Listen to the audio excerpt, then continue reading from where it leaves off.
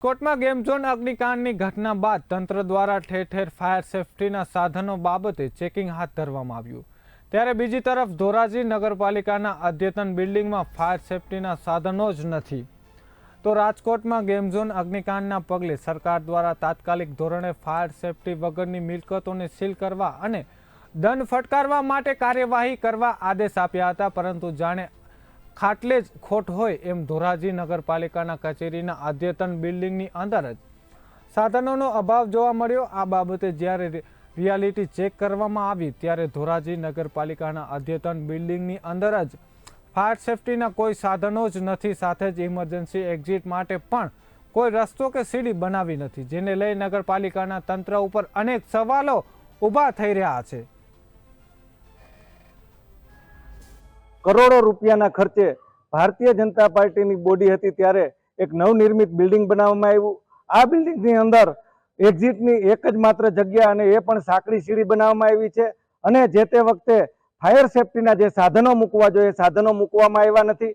ત્યારબાદ કોંગ્રેસની બોડી આવતા કોંગ્રેસ દ્વારા ઠરાવો કરી અને ફાયર સેફટીના સાધનો અને ઇમરજન્સી એક્ઝિટની વ્યવસ્થા કરવા માટેના ઠરાવો કરવામાં આવ્યા।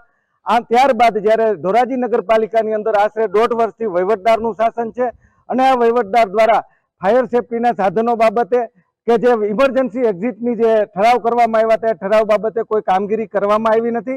તાજેતરની અંદર રાજકોટની અંદર જે દુર્ઘટના ઘટી એવી દુર્ઘટના ધોરાજી નગરપાલિકાની અંદર પણ ઘટી શકે તેવી જગ્યા છે। આની અંદર નગરપાલિકાની અંદર હજારો લોકો પોતાના કામો માટે આવતા હોય છે, લગ્ન નોંધણીને લગતા કામો, જન્મ નોંધણીને લગતા કામો અને જે વેરાઓ ભરવાના હોય, વ્યવસાય વેરા હોય, મિલકત વેરા હોય, પાણી બિલ હોય, એ અનેક લોકો માટે આ લોકો આ સંસ્થાની અંદર બિલ્ડિંગની અંદર આવતા હોય છે। જ્યારે આ બાબતે ગંભીર બાબત કહી શકાય કે જે એનઓસી આપવાની વાત છે, જે સંસ્થા પોતે એનઓસી આપે છે એ સંસ્થાની અંદર ફાયર સેફટીના સાધનો નથી અને ઇમરજન્સીની એક્ઝિટ નથી, જેથી તાત્કાલિક કાર્યવાહી કરવી જોઈએ એવી અમારી માગણી છે।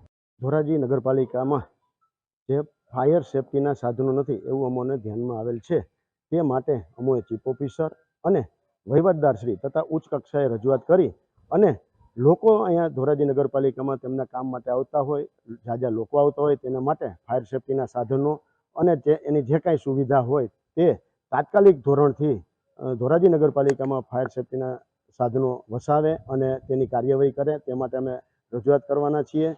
અને હાલ ધોરાજી નગરપાલિકા જે વહીવટદાર શાસન છે અને તે પહેલાં ધોરાજી નગરપાલિકામાં કોંગ્રેસનું શાસન હતું અને તે સમયે તેઓએ કોંગ્રેસના શાસન દ્વારા કોઈ પણ આવા ફાયર સેફટીના સાધનો વસાવવા જોઈએ તેવું કોઈ પણ દરકાર લીધી નથી।